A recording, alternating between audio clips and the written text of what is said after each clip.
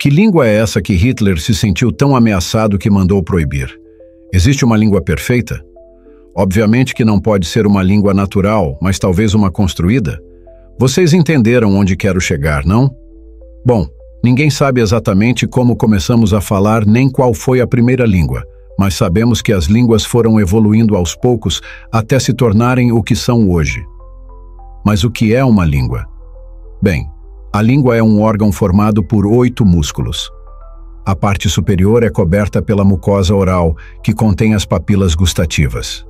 Espere um momento. Não é desse tipo de língua que estamos falando. Ah, sim, desculpa, língua errada. Não é a da boca, e sim a falada. Certo, uma língua é a manifestação física da capacidade humana de se comunicar e se expressa em um sistema de signos, falados, escritos ou até gestuais. Toda língua tem 2 componentes essenciais: um vocabulário, ou seja, todos os termos que são usados nela, e uma gramática, que indica como esses termos soam, como se formam e como podem ser combinados para formar enunciados que tenham sentido. Então, tu estava falando sério? Bem-vindos ao canal Gosto da Língua. Já deixe o teu gostei e inscreva-se no canal. E sim, é possível inventar uma língua, não natural, mas uma artificial. Sim, basta criar um vocabulário e uma gramática. Simples, né? Ou seja, não se trata apenas de criar uma série de signos para substituir o alfabeto, embora isso possa ser muito útil para espionagem em tempos de guerra. Tafampofocofo, bafastafa, cofon, rafablafar, afizifi. Falar com F é uma forma de gerigonça ou jogo de linguagem secreta semelhante ao pig-latim do inglês, mas não constitui realmente uma língua. Mas antes de te dizer como criar a sua, vamos conhecer algumas das línguas construídas mais famosas, que se classificam, de acordo com seu propósito, em 3 tipos. As línguas construídas filosóficas foram criadas com a ideia de explorar ou implementar algum princípio ou ideia. A primeira língua artificial da história data da Idade Média e se chama língua ignota, ou língua desconhecida. Foi criada por Santa Hildegarda de Bingen, filósofa e cientista alemã do século XII. O motivo pelo qual ela a criou ainda é um mistério, mas acredita-se que servia como uma linguagem secreta, e ela dizia que foi inspirada divinamente. Possui um glossário com cerca de 1000 palavras, possivelmente derivadas do latim e de uma língua perdida desde o século XIII, a língua romance de Mosela, onde, por sinal, se produz o melhor vinho branco do mundo. Outra língua mística é o enoquiano, que foi usado pelos ocultistas John Dee e Edward Kelly no século XVI. Mas eles não diziam que era uma linguagem construída, e sim o idioma falado e escrito pelos próprios anjos, segundo o livro de Enoque, e a usavam em rituais mágicos. Ainda com intenção filosófica, mas sem o toque esotérico, foi criado o toque pona, o bom falar. Foi criado pela linguista Sonja Ellen Kissa, em 2001. Esta língua se baseia na hipótese de Sapir-Whorf, ou seja, aquela ideia de que a língua determina o pensamento, o que é conhecido como determinismo linguístico. Pois bem, o toque pona tenta moldar a mente de seus falantes, focando nas coisas boas da vida.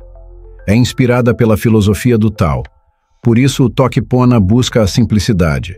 Tem apenas 123 palavras raiz e 14 fonemas. Já o Ladan é uma língua feminista inventada pela linguista Suzette Haden-Elgin e foi idealizada para expressar melhor os pontos de vista das mulheres. Seu vocabulário inclui conceitos novos, como o verbo winá, que significa sentir gratidão sem motivo. Este idioma aparece em seu romance de ficção científica, Língua Materna. Outra dessas línguas experimentais é o Sol-Rezol, baseado em notas musicais, que além de ser falado, pode ser assobiado ou tocado em um instrumento musical. Como só há 7 notas, possui apenas 7 fonemas, equivalentes a letras. A vantagem é que pode ser escrito de várias maneiras diferentes. Interlíngua também é muito popular e tem uma característica interessante. Como deriva do latim e de suas línguas descendentes, praticamente qualquer falante de línguas românicas, como italiano, espanhol e português, consegue entendê-lo. Além disso, falantes de outros idiomas que aprendem interlíngua podem aprender com muito mais facilidade qualquer língua românica. Também temos as línguas fictícias. Em obras de fantasia ou ficção científica, é comum que existam espécies e culturas que se comunicam em línguas que não existem na realidade. Alguns escritores se dedicam a construir essas línguas por completo. O filólogo J.R.R. Tolkien imaginou um mundo com elfos, orcs e magos, chamado Arda, do qual fazia parte a Terra-média, uma espécie de ancestral mitológico do nosso mundo, e começou a criação deste mundo, não com uma história, mas com as línguas. As duas que ele mais desenvolveu foram as línguas élficas, chamadas Quenya e Sindarin. Tolkien construiu uma história ao redor dessas línguas e a chamou de O Senhor dos Anéis. Os fãs mais dedicados dessa saga sabem falar as línguas élficas. A escritora Ursula K. Le Guin menciona em sua saga de Terra-Mar a língua verdadeira, um idioma falado pelos dragões e pelos magos, no qual não é possível mentir e que permite transformar a realidade. Mais moderna é a língua Klingon, falada por essa espécie extraterrestre da série de TV Star Trek. No início, eram apenas alguns sons e palavras soltas, mas os produtores chamaram o linguista Mark Okrand para construir o Klingon. Embora poucos a falem fluentemente, essa língua tem muitos entusiastas, e até obras clássicas foram traduzidas para ela. Ainda mais recente é a língua Na'vi, criada para os filmes de Avatar, feita com o propósito de ser pronunciável pelos atores e, ao mesmo tempo, de não se assemelhar a nenhum idioma terrestre. Por outro lado, existem as línguas auxiliares, que tentam ajudar na comunicação entre as nações, promovendo uma linguagem comum. Volapük foi a primeira dessas línguas a alcançar algum sucesso. Foi criada pelo sacerdote Johann Martin Schleyer, no final do século XIX, e teve bastante êxito, chegando a ser falada por mais de 100.000 pessoas. Sua gramática e vocabulário derivam de idiomas de origem europeia, especialmente as germânicas. Tinha clubes, livros didáticos e até jornais. Certo, mas entrei no vídeo para saber qual foi a língua que Hitler proibiu? Foi alguma dessas que tu já falou? Não. Hitler proibiu essa língua porque, diferentemente das outras línguas, essa tinha a intenção de se tornar uma língua universal e promover a paz mundial. Com uma gramática muito simples, rapidamente se tornou muito popular. Hitler proibiu o Esperanto. En la mondon venis nova cento, tra la mondo iras forta voco. Per flugiloi de facila vento, num de loco flugu guial loco. O Esperanto, longe de ser uma esquisitice, é uma maravilha da capacidade criativa do ser humano e, além disso, uma ferramenta para conhecer pessoas de todos os cantos do planeta. Se você quer saber o que significa o que acabei de dizer, vai ter que ficar até o final. Talvez eu tenha te insultado. Não me pareceu bastante simples. E como funciona esse tal, o Esperanto? Porque do jeito que tu falou, sairemos todos falando Esperanto depois deste vídeo, certo? Bom, isso eu não sei. Mas antes de entrarmos na língua em si, vamos colocar as coisas em contexto. O Esperanto nasceu no século XIX. Naquele momento na Rússia, mas o que atualmente é a Polônia, nasceu um oftalmologista falante de russo. Este senhor se chamava Zamenhof e tinha um dom especial para as línguas. Falava fluentemente alemão, polonês e russo, dominava latim, francês e hebraico. Ele era judeu e tinha conhecimentos básicos de grego, inglês e italiano. Meu Deus! Bom, o caso é que na região onde ele vivia, habitavam diferentes etnias, russos, poloneses, alemães, bielorrussos, e havia muita diversidade linguística. Talvez o seu gosto pelas línguas e a pluralidade linguística que o rodeava o influenciaram tanto que ele decidiu criar um idioma para que todos pudessem se comunicar. Zamenhof nasceu em 1859 e morreu em 1917. A primeira gramática do Esperanto foi publicada em 1887 e era muito breve. Tinha apenas algumas regras gramaticais, um dicionário com menos de 1000 raízes, um par de poemas e pouco mais. Pouco tempo depois, esse livro começou a ser traduzido para o polonês, alemão e russo, e logo surgiram clubes de Esperanto. Alguns eram de Volapük, que mudaram de idioma. E depois dos clubes de Esperanto? Em 1889, foi criada a revista La Esperantisto, e no ano seguinte já havia falantes em toda a Europa. Os primeiros falantes registrados na Espanha são de 1889. Em 1908, foi fundada a Associação Universal de Esperanto. Depois veio a Primeira Guerra Mundial, e obviamente sua expansão parou, mas quando a guerra terminou, voltou a ganhar força. A língua foi muito bem recebida pelo movimento operário da Internacional, porque viam nela uma excelente ferramenta para unir os diferentes sindicatos em uma organização supranacional. Um momento. O que é isso de internacional?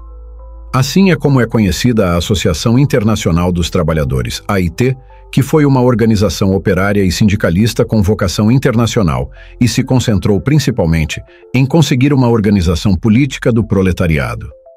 O Esperanto chegou ao Brasil no final do século XIX, logo após a criação da língua por Zamenhof. A primeira associação esperantista brasileira foi fundada em 1906, na cidade do Rio de Janeiro, a Liga Brasileira de Esperanto, BEL. Bem, depois chegamos a um momento entre guerras, entre a Primeira e a Segunda Guerra Mundial. Este foi um momento de esplendor do Esperanto, mas apareceram alguns senhores com bigode e não só proibiram o Esperanto, como também perseguiram os esperantistas. Naquela época, a língua era a criação de um judeu que, ainda por cima, era bem visto pelos setores operários de esquerda. Dá para imaginar que isso não agradava muito a Hitler. Outro golpe duro dessa época foi a sua proibição na União Soviética. E por que na União Soviética? Porque a boa organização dos grupos esperantistas representava uma ameaça para a ditadura. Porque um Estado socialista é um Estado total, e o Estado controla tudo, e as associações têm regras próprias. O mesmo acontece em qualquer Estado autoritário. As associações de quase qualquer tipo geralmente são proibidas ou mal vistas, exceto aquelas que estão de acordo com o regime. Sim, agora entendi. Nos anos 50, foi criada nas Ilhas Canárias uma editora que se tornou a referência mundial das publicações em Esperanto, embora nos anos 60, quando o inglês se consolidou como língua global no mundo ocidental, o interesse por essa língua começou a diminuir. Os esperantistas começaram a criar laços internacionais entre eles e deixaram de tentar institucionalizar a língua. Nos últimos anos, graças às novas tecnologias, o Esperanto está novamente vivendo uma época de expansão. A instituição que lidera o idioma é a Academia de Esperanto, Acadêmio de Esperanto. O movimento esperantista no Brasil é forte, com várias organizações regionais e grupos de estudo espalhados pelo país. Além disso, o Brasil sediou vários congressos internacionais de Esperanto, sendo o mais notável o Congresso Universal de Esperanto, que foi realizado em Fortaleza em 2002 e em Curitiba em 2018. Esses eventos atraem esperantistas de todo o mundo. Saber quantos falantes de Esperanto existem é uma tarefa impossível, e só podemos obter estimativas que, provavelmente, sejam bastante imprecisas. Nem todos os integrantes das associações internacionais de Esperanto falam a língua, e nem todos os falantes estão dentro dessas associações. Assim, podemos dizer que cerca de 1.000 pessoas têm o Esperanto como língua nativa. Cerca de 10.000 pessoas falam fluentemente. 100.000 pessoas conseguem usá-lo de forma ativa. 1 milhão de pessoas têm conhecimentos passivos, podem ler e entender. 10 milhões de pessoas o estudaram em algum momento. Além de tudo isso, existe uma cidade do Esperanto. Literalmente, a cidade carrega esse título com muito orgulho. Estou falando de Herzberg am Harz, na Alemanha. A língua é ensinada nas escolas, pode ser vista nos cardápios dos restaurantes, as placas das ruas são bilíngues, e as relações com a cidade polonesa de Gora são sempre em Esperanto. Por que com essa cidade? Porque também tem uma situação semelhante. Lá também se aprende Esperanto na escola e se promove seu uso. Na cidade alemã, também são realizados, além disso, festivais de Esperanto, congressos e cursos. A língua é reconhecida pela Unesco, e várias instituições internacionais a usam como língua auxiliar. Ei, acho que já é o suficiente de história. Como funciona a língua? Em la mondon venis nova cento. O quê? O que é isso? O que você está invocando? Isso é Esperanto, é um poema criado pelo próprio Zamenhof. Ah, claro, desculpa, é que tu não me coloca em contexto. Tralamondo iras forta voco per flugilós de facila vento num de loco flugugi al loco. Ou seja, ao mundo chegou um novo sentimento. Percorre o mundo um forte chamado, nas asas de um vento leve. Agora deixem-no voar de um lugar para outro. Como vocês viram, a pronúncia é facilíssima, se parece com a italiana. As vogais são como as portuguesas, A, E, I, O, U. Algumas consoantes também, outras não, mas não é nada difícil. E como posso construir minha própria língua? Com muita paciência e estudo. Bem, não é tão difícil assim. Você pode seguir estes 4 passos simples. Os sons consoantes. Escolha uma fonética. Como soa o seu idioma? O alfabeto fonético internacional possui 107 sons que a boca humana pode produzir, mas cada língua usa apenas uma fração deles. Por exemplo, o italiano e o espanhol, entre outros, têm o som NH. Pronunciar apenas o som, não o nome da letra, como em banho, que não existe no inglês. O clique, what is, como este, pronunciar sem vogais, está presente em vários idiomas africanos, mas não nos de origem europeia. Escolha quais sons consonantais e vocálicos farão parte do inventário do seu novo idioma. De um conjunto de palavras raiz e depois modificá-las e combiná-las para criar novas palavras. Por exemplo, partindo das palavras raiz gan, caminhar, e uzu, longe, poderia ser formada a palavra usgan, viajar.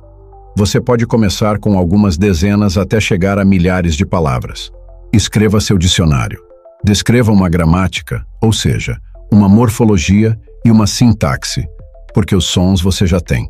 A morfologia diz como as palavras são estruturadas internamente, e a sintaxe define como as palavras são organizadas para formar enunciados. Ativos como laranja.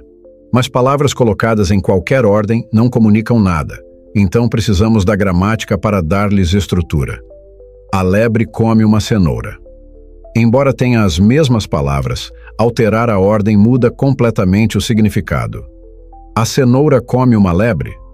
Invente um sistema de escrita. Isso não é indispensável. Há línguas que não têm formas de escrita ou que podem ser escritas com algum alfabeto existente. Mas pode ser divertido desenhar os símbolos que representam a fala. Mas primeiro, é preciso definir se os sons do seu idioma serão representados individualmente em um alfabeto ou por sílabas, como o japonês. Ou talvez o sistema seja ideográfico, como o chinês. Construir uma língua não é apenas um maravilhoso exercício de criatividade e intelecto, mas também uma forma de formar comunidades e, quem sabe, talvez transformar nossa maneira de pensar. Muito obrigado por assistirem até o final, e se vocês gostaram desse vídeo, não se esqueçam de deixar o like e se inscrever no canal. Nos vemos no próximo vídeo.